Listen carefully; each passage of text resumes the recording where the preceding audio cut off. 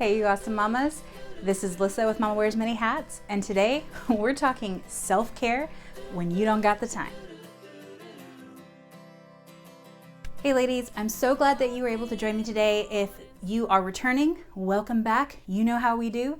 If it's your first time, you are in the right place. Here we talk all things motherhood, encouragement, and anything that we think will empower you to live a life that you're supposed to live and birth beauty into every arena of that life. So I'm gonna jump right in and not waste any time today. I don't know about you guys, I get really tired of hearing people talk about self-care. If I hear another rosé Sunday, weekends are for brunch, going over to get my nails done, my hair done, my highlights, my lowlights, all that stuff, I may just go insane. Now, please hear me. I'm not saying there's anything wrong with those actions. And I'm not saying that those actions aren't necessarily self-care. But when you have kids, or dare I say it, multiple kids, sometimes those things aren't an option, whether you're too busy or you just don't have the budget, because those little suckers can get pricey. I mean, $7 rescue heroes add up, people. Today, I actually want to empower us to find ways to practice self-care, even when we're busy or it may not be in the budget. To do that, I'm going to start by first defining what self-care is. Self-care is not inherently pampering yourself, drawing a bubble bath, being alone for hours on end. If you're able to do that and that is something that fuels you, go for it. Do it. Please. For all of us who can't, do it. We're living vicariously through you. If you're like me, and you are lucky if you get in more than 2 or 3 showers a week, real talk, you have to learn what self-care is and what it isn't. Self-care is not just about an activity. Self-care is about doing something that recharges you. Now, before anyone jumps on me and says, self-care is selfish, or self-care isn't biblical, or any of those other things, I want to challenge you with that. I'm not talking self-care for the sake of self-care, or self-care for the sake of selfishness. I'm talking self-care so that you have time to recharge yourself, fill yourself up so you can continue to pour out in the arenas that you've been entrusted with. Your husband, your children, your work, wherever that is. Okay? I don't know about you guys, but when I'm drained and I haven't had a chance to fill myself up with what I need to fill myself up with, they don't want to be around me. I'm cranky. I'm irritable. I can try and muscle through all that as much as I want, but it's probably not going to work. Hate to say it, but we only have enough willpower to do so many things in a day. And let's face it, sometimes kids suck that all up. Your husband gets home and you're like, your partner gets home and you're like, keep walking, okay? That's what self-care is. Self-care is anything that recharges you. Self-care is actively and intentionally making an investment in yourself. Plain and simple. Self-care doesn't have to be done over hours and hours and hours in a day. It can be done in the margins, in the minutes, in the moments. We're going to talk about that in just a little bit, so make sure you watch through the whole thing. Oh, and did I forget to mention, I'm actually going to be letting y'all know who won the $25 Sephora gift card later in the video. So no skipping. I know some of you guys skip. I know some of you guys click off. It's okay. You do that. You just won't know if you won it. Or if you didn't have a chance to enter, you may not know when we have giveaways or fun things like that. So watch it, okay? Like it, subscribe, all those things. Number 2, on how to practice self-care when you're busy or you don't have the time, you need to manage your margins. Recognize that self-care may not be hours upon hours of uninterrupted you time. In fact, I have a doctor's prescription for that and still haven't done it. When it comes to self-care, especially as a busy mom, minutes make the difference. They really do.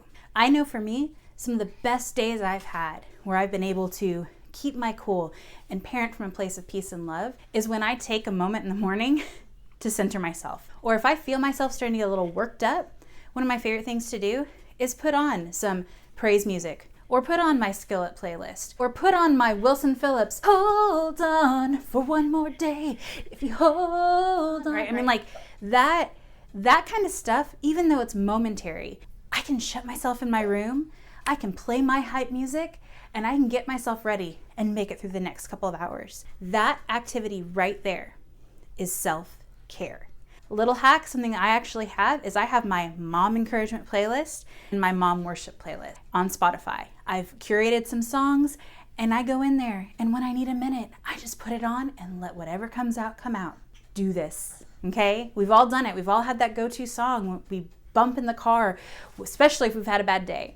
You can do that wherever you are. If work's getting you down, if the kids are overwhelming you, whatever the case is. Take a moment, and if that is something that recharges you, go for it. You do you. It could be reading a page of a book. It could be watching 15 minutes of an episode of a show that you enjoy while your kids are barely sleeping.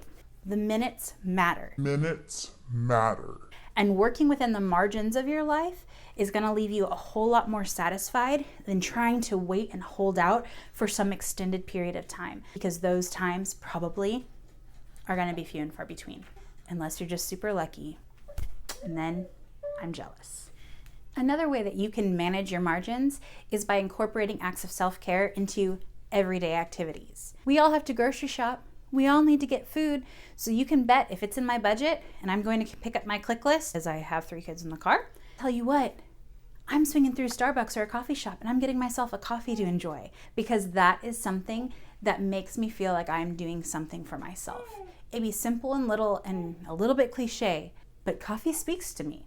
And you know what? I'm not above buying my kids a cake pop at Starbucks so they feel like they're getting something too, and then I get a few minutes of quiet while we're waiting for those wonderful people to bring out my groceries so I don't have to take the whole crew in. Number 3, when it comes to practicing self-care in the margins or practicing self-care when you just don't have time, is treating yourself.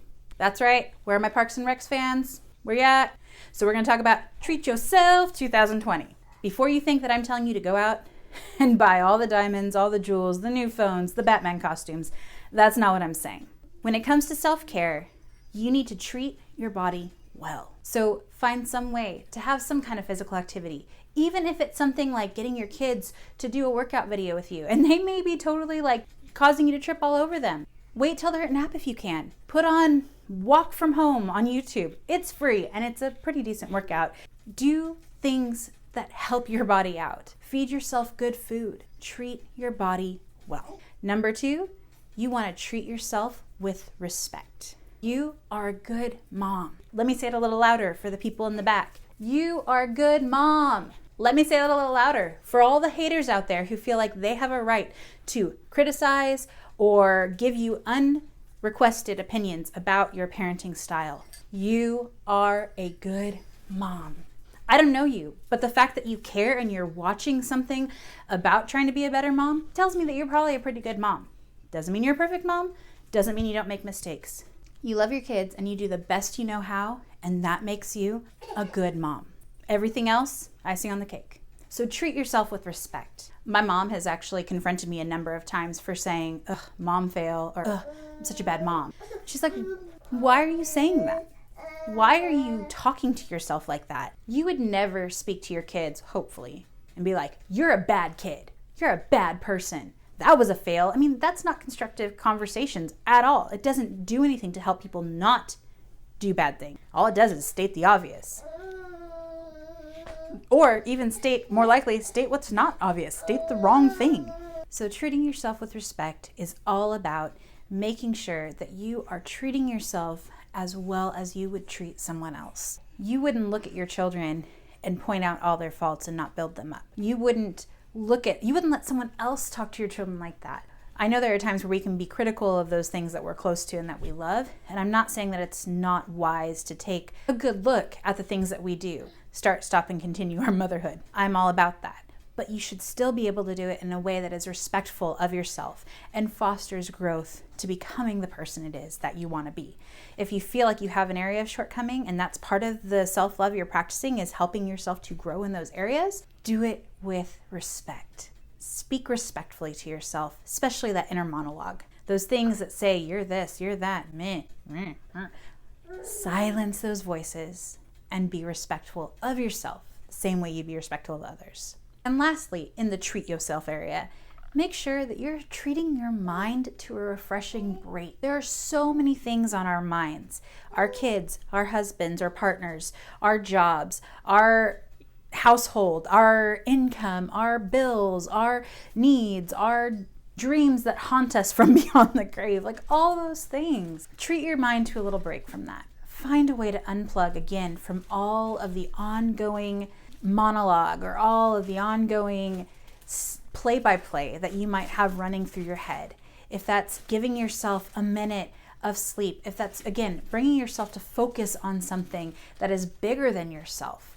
I like to take time and spend it with the Lord, whether that's reading my Bible, having some worship time, sitting in prayer, or just meditating. You do what fills your heart or fills your life with richness, and give yourself just a little place, a little space for mental break. That will keep you from mentally breaking down. Just saying.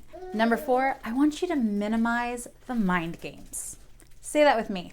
Minimize the mind games. We need to cut comparison off. I don't care how Karen or Becky or Susie or Margie or Siobhan do what they do. You do you. You are unique. And I don't mean that in a special snowflake, nobody's like you kind of way. I mean that in a only you know your life, your background, your current situation, the personalities of your kids and the way those personalities interact together, your personality, the personality of your husband, your financial situation, your living situation, whether you're working or not working. No one else has the exact combination of things going on for them that you do. So your life, no matter how hard you try, and even if you do everything right, will never look exactly like someone else's. And aiming for that is only going to be a hindrance to you birthing beauty into the life that you're in. Cut the comparison. Chop it off. It has no place. It does no good. Okay? You can look and see things that you admire in people, and you can be motivated by other people's successes or the things that you see. But if it causes you to look with disdain or disappointment at the things around you, it's not helpful and it's not beneficial. I've kind of mentioned this before, but I want to hit on it again. You need to shut the self-judgment up. That negative monologue that runs through our heads because for some reason we are convinced that we can never be good enough or do the right things. It needs to be silenced. It needs to shut up. Stop talking down to yourself. We get so offended when we hear other people bully someone. But how often is the thing going on in our head bullying us? And it's worse because it's internalized. And every time you believe something to the point where you say, I'm this, I do this, I'm like this, that lie is so much stronger in you because it's become a reflection of how you perceive yourself. So please, please, please, for all that is good and all that you are capable of, stop being a bully to yourself. Speak life, speak truth, and speak love. That's what I tell my kids when it comes to the things that we say to other people, and I want to tell that to you, Mama. Speak life, speak truth, and speak love to yourself. I'm not saying you do no wrong. We all do wrong.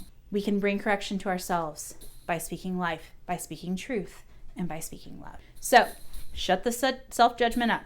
And lastly, I want you to quiet the complaints. And I know I'm guilty of this too, because sometimes it just feels so good to run and take a person or a situation to court in our mind. I had a friend who said that when I was a lot younger. She talked about the diatribe that you'll have going on and on and on when you're angry at someone or you're frustrated at someone, and where you bring up it's like you've got a courtroom in your head and you are bringing them to task, and all those things that you won't say out loud, you are saying them inside with gusto. What good does it do? Especially if you're not going to talk about it with them. All it does is get you so worked up and so frustrated, and it drives a wedge because it gets out of dealing with actual fact and just into how those facts make you feel, or how you choose to feel, more like it, as a result of those circumstances and those facts. So quiet the complaints. And that can even be, oh, my kids are exhausting. And don't get me wrong, I'm guilty of it. In fact, I think I even did it in this video. Lyssah, you can do better than that. Let's not complain again about your kids, okay? Quiet the complaints and practice gratitude. I know it's cheesy and hokey, but it's true.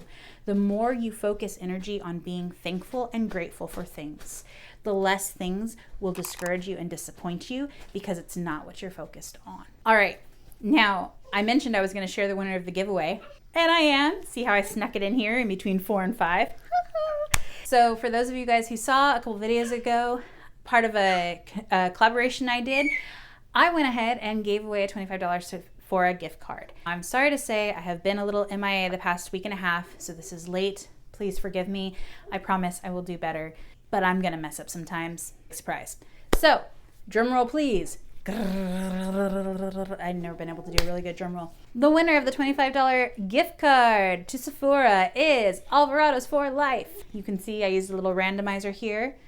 Here's the screenshot that shows it is legit. I did it. Alvarado's for Life. Rhonda, go ahead and email me at hello@mamawearsmanyhats with a good email address for me to get that over to you. We're so glad that you're part of our community. If you guys haven't checked out her channel, Alvarado's for Life, it's great. She does all the cleaning stuff, all the fun stuff. She is a personal favorite of mine. It has nothing to do with why she won, but I just thought I'd give her a little shout out too. Our last and final tip for today. If you guys didn't know, I'm practicing self-care in the margins as well. Milo's laying on the bed playing, and I'm recording between his squeals, and it's taken me a long time. Number 5 on how to practice self-care when you don't have time is do what charges you. We talked about it a little bit earlier, but it deserves its own point. Do something every day that charges you. Okay, don't get stuck in a rut of saying, well, when I have a lot of time, when I have a lot of time, when I have a lot of time, because that time may never manifest, guys. Find 5 minutes today and do something that charges you. Make yourself a coffee or a cup of tea that you enjoy. Go in a room where you can close the door for 2 minutes and just drink it. Okay, put your children somewhere safe. Let the TV watch them for 5 minutes. It's okay. It's not going to rot their brains. However, if that's something that's against your family values, find something within your family values that works.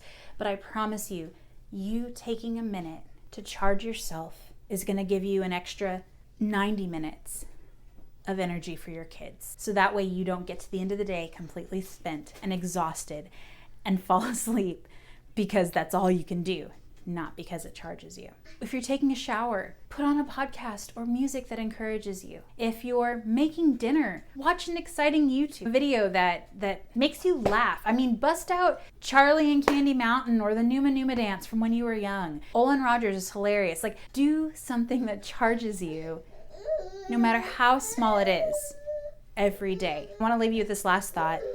I might just bring Milo here to help me share this last thought, because otherwise it might not get out. Say hi. Say it's hot, so I'm not wearing my shirt. It's hot, so I'm not wearing my shirt. All right, mamas. The last thought. Meet yourself in the moments. Don't let it get so overwhelming or so frustrating that all you can do is implode, because that's not going to help you. If you feel yourself, if you recognize those triggers that say, I am burning out, meet yourself in that moment, quiet yourself in that place, and do something that charges you. It doesn't have to be long. It can be simple. And I actually want to give you a little bit of homework. And obviously this is challenge by choice. You don't have to do it. I won't even know. But if you want to commit to yourself to take as good of care of yourself as you do of your kids, make it a priority this week to find one activity a day that charges you, big or small, that you can manage. Look at your margins. What can you fit in? Not as an overwhelming thing, another thing you have to do. Not that kind of, if it's that, it's not self-care. Find that moment, recognize it for what it is, and pour into yourself. You've got this, mama. You are equipped. You are ready for today. You can birth beauty into any and every arena that you step into. If you've gotten this far, let me know by dropping birthing beauty in the comments. And if you're wondering, what the crap does birthing beauty mean? That's going to be coming up here in just a little bit. So, Milo and I say we love you. We'll see you soon. This little guy's going to go to nap. Bye, mamas.